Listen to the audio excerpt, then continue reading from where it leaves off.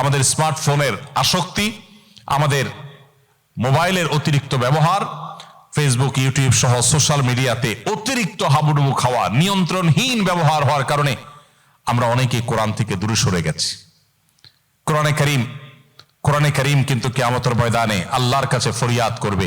রাসূল আকরাম সাল্লাল্লাহু আলাইহি ওয়াসাল্লাম আল্লাহর কাছে বিচার দিবেন। ওয়াকাল রাসূল ইয়া রাব্বি ইন্না কওমি ইত্তাখাযু হাযাল কুরআনা মাহজুরা। কিয়ামতের দিন রাসূল বলবেন, হে আল্লাহ, হে আমার রব, আমার এই জাতি, এই মুসলিম নামধারী মানুষগুলো তারা কোরআনকে পরিত্যাগ করেছে, কোরআনকে পরিহার করেছে। অনেকে আছেন এখানে শেষ কবে কোরআনটা হাতে নিয়ে একটু তেলাওয়াত করেছেন বলতে পারবেন না। অনেকে এখানে আছেন শেষ কবে একটু আল্লাহর কালামটা সুন্দর করে মোহাব্বতের সাথে আদায় করেছেন, তেলাওয়াত করেছেন আপনি জানেন না।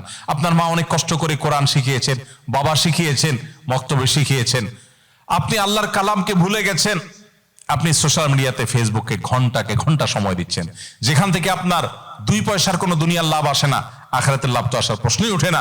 সেখানে আপনি ঘন্টা আপনি ব্যয় করছেন, অথচ কোরআনকে আপনি ভুলে গেছেন। প্রিয় ভাইরা আমার, এখানে প্রবাসেও আপনারা মসজিদে অথবা যেখানে কয়েকজন ভাইরা থাকেন, কয়েকজন মিলে আপনারা গ্রুপ করে কোরআন শেখার আয়োজন করতে পারেন। আগে থেকে কোরআন জানা আছে, তাহলে সেই কোরআনটা তেলাওয়াত করার অভ্যাস গড়ে তুলতে পারেন। কোরআন আমাদেরকে হেফাজত করবে আল্লাহ তাআলার ইচ্ছায়, আল্লাহ তাআলার অনুগ্রহে। নবী করিম সাল্লাল্লাহু আলাইহি ওয়াসাল্লাম বলেছেন, ইন্নাল্লাহা ইয়ারফাউ বিহাযাল কিতাবি আকওয়ামা ওয়া ইয়াদাউ বিহি আখারিন। এই কোরআন সেই মহাগ্রন্থ যেটার মধ্য দিয়ে আল্লাহ তাআলা বহু জাতির মর্যাদাকে আকাশে তুলবেন, আবার এই কোরআনের প্রতি দায়িত্বহীন আচরণ করবার কারণে বহু জাতিকে আল্লাহ তাআলা ধ্বংসের অতল তলে হারিয়ে দিবেন। আজকে মুসলিম বিশ্বের যে দুরবস্থা, পৃথিবীর চতুর্পাশে তাকালে দেখি আমরা উম্মার আর্তনাদ শোনা যায়, উম্মার জুলুম এবং নির্যাতনে নিষ্পেষিত হওয়ার আওয়াজ আমরা শুনতে পাই। উম্মা নানা দিক থেকে পিছিয়ে পড়েছে। উম্মার এই দুরবস্থার অন্যতম প্রধান কারণ হলো আজ মুসলিম মিল্লাত কোরআনকে পরিহার করেছে।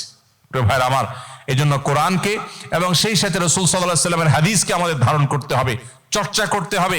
বিশেষ করে এই ধরনের পরিবেশে যেখানে শিরক, কুফর, আল্লাহর প্রতি অবিশ্বাস চতুর্দিকে হচ্ছে, বেশিরভাগ মানুষই অবিশ্বাসী, সেই জায়গায় আল্লাহর রহমত পেতে হলে আপনাকে কোরআনকে আঁকড়ে ধরতে হবে। এটা আপনাকে ওই পরিবেশের ক্ষতি থেকে রক্ষা করতে সাহায্য করবে ইনশাআল্লাহ তাআলা।